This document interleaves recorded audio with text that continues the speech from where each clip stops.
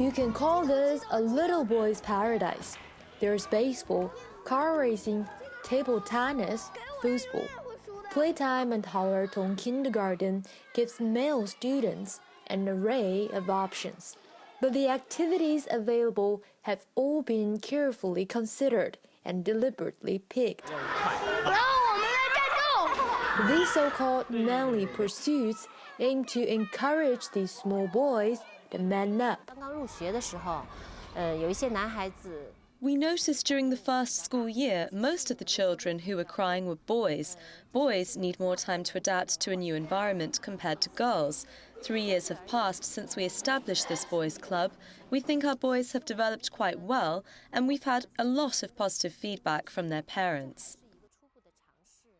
Hauertong Kindergarten is tackling what some in China have dubbed a boys' crisis.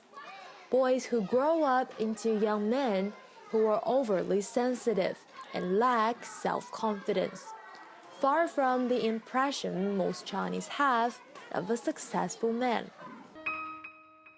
Idols ranging from pianist Lang Lang to Olympic champion Sun Yang and snooker star Ding Junhui, or even the late Lei Feng, a soldier in the 1950s whose stories of compassion and patriotism have become modern-day legend. All successful in their respective fields and possessing similar traits: strength, bravery, authority, and competitiveness. So the teachers at Hauertong Kindergarten created this boys-only zone, where they can play for 30 to 40 minutes each day. This researcher says it is important to instill these values in them at an early age. There are some activities that the boys are fond of which relate to strength and power. Some also reflect psychological qualities such as being brave and competitive.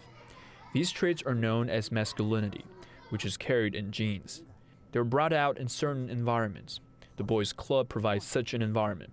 If our schools can have similar programs, the boys will easily develop these traits. After playtime, it is a more structured lesson.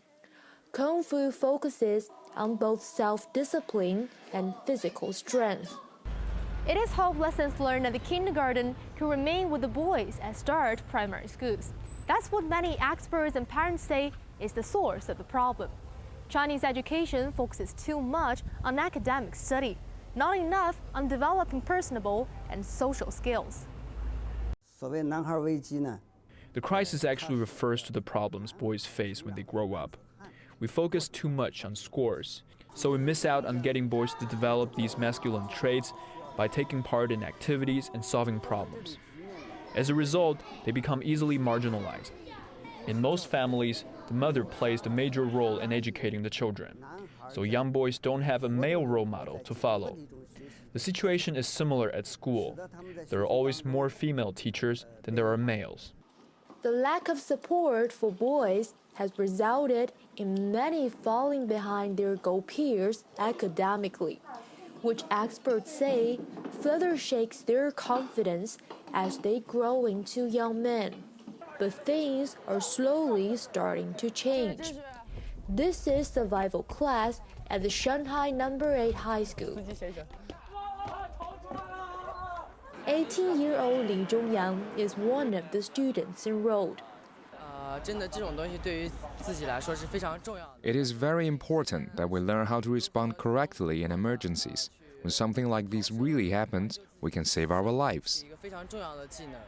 Before taking part in classes like this, Li says he often relied on others to help him with even simple tasks. But the new all-boys program has changed him, giving him the confidence to be independent. The theme of survival lesson is what to do if trapped in a burning bus. Other students say the class is helpful too. Emergencies could happen at any time. The odds are equal to each one of us. The class is like a safety lock for our own lives. School officials say classes like these help develop the boys into becoming confident and competent men. Initially set up as 2 classes in 2012, the high school now has 6 boys-only classes. 它是一个标杆，让整个社会呢。 The classes allow us to explore the full potential of our male students. To us, it means a reform in boys' education. This is a learning process for us too, turning the boys' shortcomings into strengths.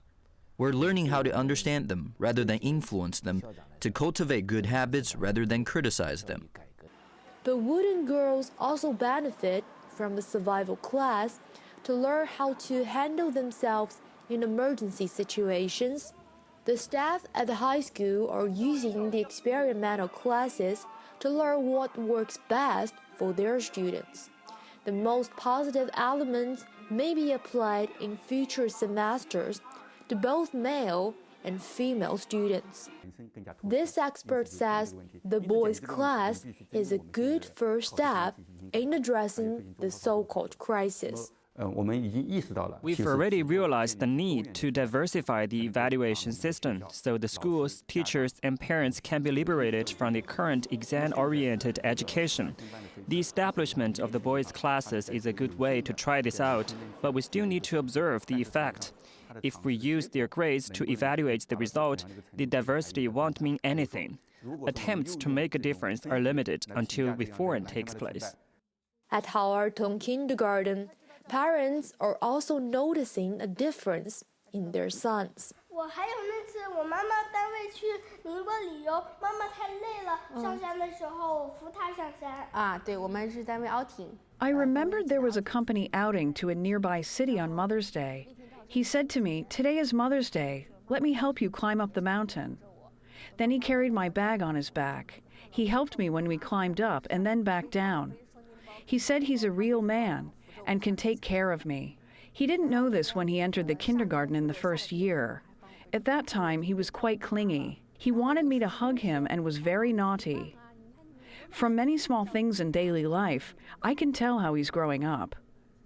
Whether these boys will grow up to be the kind of men their parents want them to be won't be known for years. But parents and teachers say they're off to a good start. For Simon Asia, I'm Shu Wenjing in Shanghai.